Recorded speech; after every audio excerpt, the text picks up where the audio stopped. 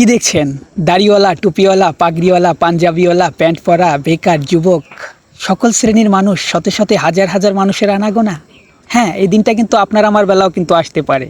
সেদিন কিন্তু বেশি নয়, দূরে নয়।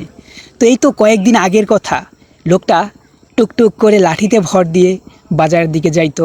আজকে আমরা তার জানাজায় উপস্থিত হইলাম। তা কার কথা আর বলবো? সে আমারই একজন শ্রদ্ধেয় বড় ভাই বইলা ডাকতাম, সালাম মাতুব্বার ভাই।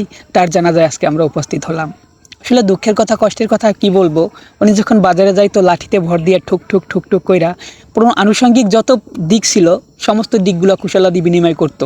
ওনার জানাজায় কিন্তু আসলে হিন্দু ধর্মাবলম্বী যারা ছিল তারাও কিন্তু আসলে উপস্থিত ছিল। ওই যে আমি দেখাচ্ছি ফোকাস করে, অবশ্যই দেখতে পাচ্ছেন আপনারা।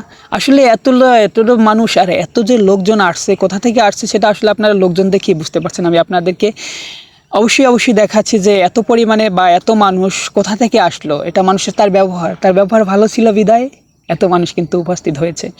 তো জানাজারে কথাবার্তা চলতেছে, হুজুররা কথা বলতেছে, রাস্তায় বিভিন্ন জায়গায় কিন্তু আনাচে কানাচে মানুষজন দাঁড়ানো আছে, কেউ সারিবদ্ধ আছে, কেউ ভিডিও অপেক্ষায় আছে। বিভিন্ন ধরনের মানুষ বিভিন্ন তালে আছেন।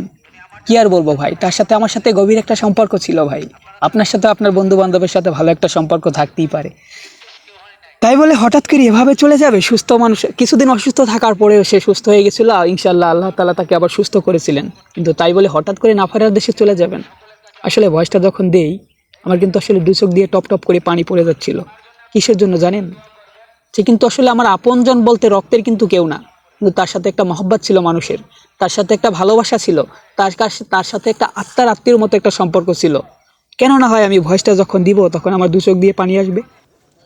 আসলে আমাদের সবারই জানা উচিত বা এভাবে চলা উচিত যে মানুষ চিরদিন চিরস্থায়ী নয়। তো এক পর্যায়ে ভাইয়ের জানাজার আমরা সম্পন্ন করলাম। জানাজার পরে মানুষজন যার যার কর্মস্থানে সে চলে যাচ্ছে জানাজার দেওয়ার পরে। ওদিকে খাটিয়া নিয়ে হাতে আর কি ছুটে বেড়াচ্ছেন আপনজন পরিজন যাকে বলেন, তারা কিন্তু আসলে ভাইয়ের জানাজার নামাজের পরে দাফন কাফন হবে। দাফনের জন্য কিন্তু খাটিয়া তোলা হয়েছে মাঠে, কিন্তু খাটিয়ার পরে কিন্তু আসলে আমি দেখতেছি যে অনেক মানুষের সমাগম কিন্তু এখনও পড়ে রয়েছে মাঠের ভিতরে। অনেক মানুষ চলে গেছে, তার বেয়ালিম দাঁড়ানো রয়েছে। তো তাকে আসলে শেষ বিদায় যেখানে দেওয়া হবে সেখানে নিয়ে যাওয়া হবে। রাস্তায় কিন্তু এখনও শত শত মানুষ দাঁড়িয়ে আছেন। তো এটা কিন্তু আসলে একটা ভালোবাসার টান ছিল তার প্রতি। আমার মনে হয় না যে কেউ কাকে বলতে পারবে সালাম ভাই। আমি সালাম ভাই ওনাকে ডাকতাম। সালাম ভাই কারো একটু ক্ষতি করেছে, কারোর সাথে একটা হিট করে কথা বলছে, তিনি সবার সাথে হাসি মুখে কথা বলতেন এবং খুব নরম একটা মানুষ ছিলেন, যার বাস্তব প্রমাণ কিন্তু এটা। আপনাদেরকেও আমি সাজেস্ট করতে চাই যে সালাম ভাইয়ের যেরকম রূপ, যেরকম ব্যবহার ছিল আপনারাও সেরকম করেন। ইনশাল্লাহ যার বাস্তব প্রমাণ কিন্তু আপনারা জানাজাভাবে পাবেন।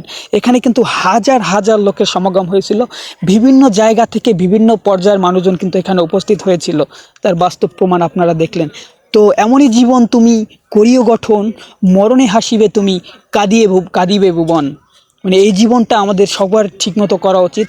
তো সালাম ভাইকে কথা বলতে বলতে আসলে বাড়ির ভিতরে চলে গেল। তো আমার ভিডিওটা আসলে এখানেই শেষ করে দিতে হচ্ছে। তো সবাই ভালো থাকবেন, সুস্থ থাকবেন। আল্লাহ তাআলা আমাদেরকে সবাইকে বোঝার তৌফিক দান করুন। আমিন।